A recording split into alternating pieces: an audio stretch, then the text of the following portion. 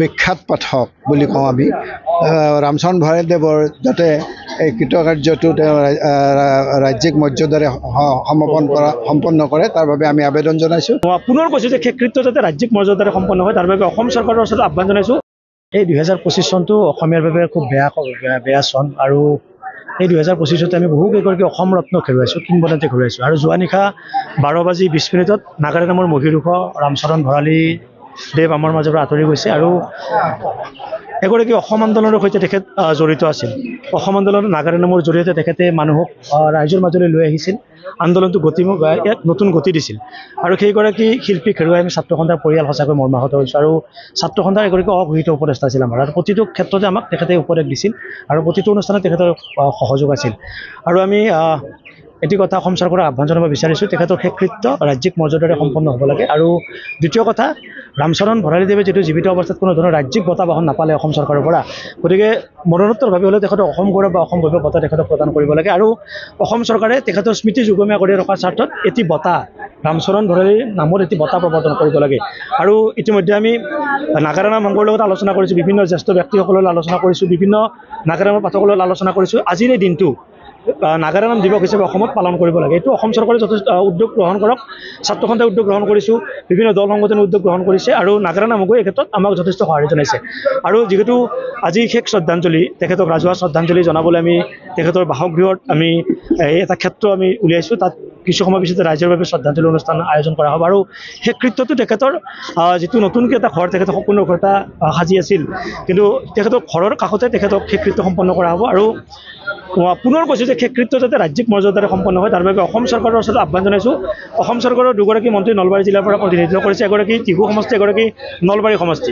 টিহু সমষ্টিৰ বাসিন্দা ৰামচৰণ ভৰালী ডাঙৰীয়া, আৰু ৰামচৰণ ভৰালী দেৱক অসম চৰকাৰৰ কেবিনেট মন্ত্ৰী চন্দ্ৰমোহন পাটোৱাৰীয়ে এই ক্ষেত্ৰত নিশ্চয় উদ্যোগ গ্ৰহণ কৰিব, ৰাজ্যিক মৰ্যাদাৰে তেখেতৰ শেষকৃত্য সম্পন্ন কৰিব। আমাৰ লগত চন্দ্ৰমোহন পাটোৱাৰী ডাঙৰীয়াই যোগাযোগ কৰিছিল যে ৰাজ্যিক মৰ্যাদা দিয়াৰ ক্ষেত্ৰত তেখেতে আগভাগ লৈছে, ইতিমধ্যে আমাক সেই কথা জনাইছে। কিন্তু আমি তথাপি অনুৰোধ জনাইছোঁ যাতে এই কোনো ধৰণৰ বিলম্ব নকৰি তেখেতক ৰাজ্যিক মৰ্যাদাৰে তেখেতৰ শেষকৃত্য সম্পন্ন হয়। মোৰ পিতামহ ৰামচৰণ ভৰালীদেৱৰ মৃত্যুত আমি সঁচাকৈ বৰ মৰ্মাহত হৈছোঁ।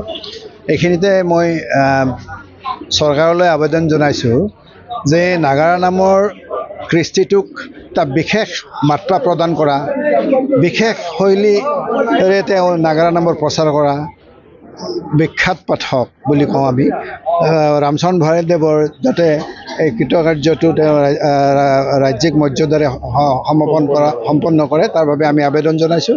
আৰু আমাৰ এটা অনুৰোধ, তেখেতে জীৱিত কালতে যিটো পাব লাগিছিলে ৰাজ্যিক কোনো সন্মান নাপালে, চৰকাৰী সন্মান, অৱশ্যে শিল্পী পেঞ্চন পাইছিলে, তেখেতে প্ৰথম শিল্পী পেঞ্চন পাইছিল, কিন্তু তথাপিতো কোনো পদক নাপালে, বঁটা নাপালে।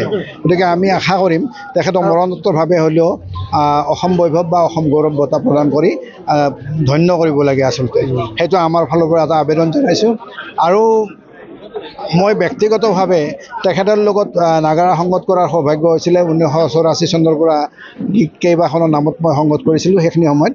আৰু এই চেগতে মই তেখেতৰ দৰে এজন গুৰু সদৃশ মোৰ তেখেতৰ বিদেশ আত্মাৰ মই সদ্গতি কামনা কৰি ভগৱানৰ ওচৰত প্ৰাৰ্থনা জনাইছোঁ। অসমৰ এই নাম ধৰ্মৰ মাজেৰে শংকৰদেৱৰ, মাধৱদেৱৰ যিটো কলা কৃষ্টি, এইটো সঁচাকৈ আমাৰ অসমত বলৱৎ কৰিলে।